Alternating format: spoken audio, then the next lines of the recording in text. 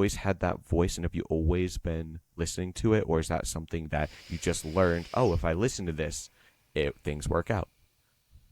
I would say I've always had this voice. I've always had it. And I compartmentalized it, which Mm-hmm. where I would listen to it in certain areas and I would listen and then I would not. So I knew for a really long time that my marriage needed to end, and that was an area I wouldn't listen. I was like, no, like Yeah. that's Relationships the that's gonna hardest area hurt to too many. listen to It's that. just gonna hurt too many people's lives. Like I won't listen here. Yeah. And so when I did, it was extraordinarily um, painful to see that it did really disrupt my children's life, and at the same time, um, it was like I made a full commitment to never ignore that voice again. Like it was very very clear. Like this will never be ignored ever again. Yeah, yeah, That's powerful. That's yeah. powerful. So when you say, go right ahead. Go right ahead. No, no, just deep breath. That was a deep breath. Perfect. When you say you were writing your book and it was coming through you, can you explain Yeah. what you mean by that and what that process was like? So this is actually where my gifts are now, right? Like I sure I could be a medium for people who've passed on, but it's just not really what lights me up. So instead, I use my gifts to help people channel their books. And I learned that by me first being a channel, which meant that I would show up with my computer and I would ask God, like, what do you need me to write?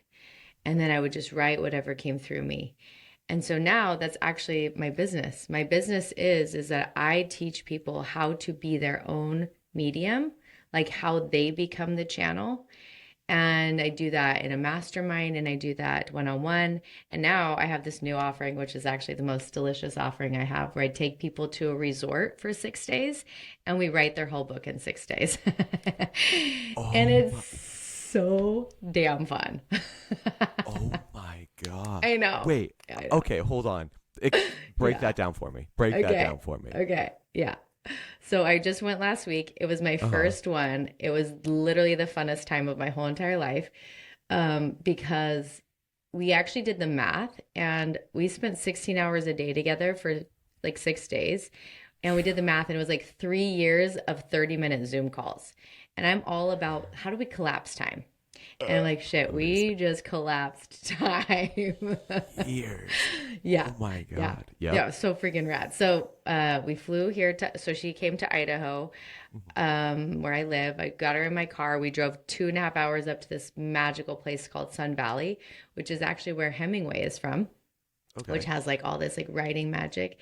But it's just absolutely beautiful in Sun Valley. And we stayed in an Airbnb. We started every morning out with breath work and we wrote her book by the river. We wrote her book by Redfish Lake. We wrote her book on a boat. It's like we we used all the things that bring flow state, which is nature and breath work, and we danced and we giggled. I mean, we giggled like we were 16. I mean, it was just so damn fun. And we wrote her whole book, the whole book, because I taught her how to channel it through. So the whole time, it's like nothing is coming from the mind and you're the vessel. So if we can create space and time in our life, in our bodies, in our minds, in our hearts to be a vessel, I mean, the book that she came to write wasn't the book that she thought she was going to write. So the book that came through wasn't what she thought.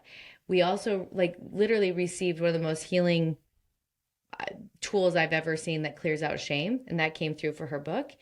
And because we created the space and we created the time, and it's such a place of humility. Like, I'm going to put everything I know on the altar and I'm just going to show the fuck up Mhm. and I'm going to let Totally. God write through me. And magic happened. Oh wait, so that was your process, getting up at 5 a.m. every morning for 2 hours when you were writing your first Yeah. books. And I didn't know that was my process. That's just what I did because it was so, this is what I find so great is that I feel like God calls everyone to do things. I believe everybody's got a calling. And I find it though that those who are called to do like to share a message most often don't have the years and years of PhD and college because I was just like Yeah. this very open vessel. Like I was very humble. Like who am I to write a book? What knowledge do I have? And that lends to channeling really well, you know? Have you? I'm just putting all these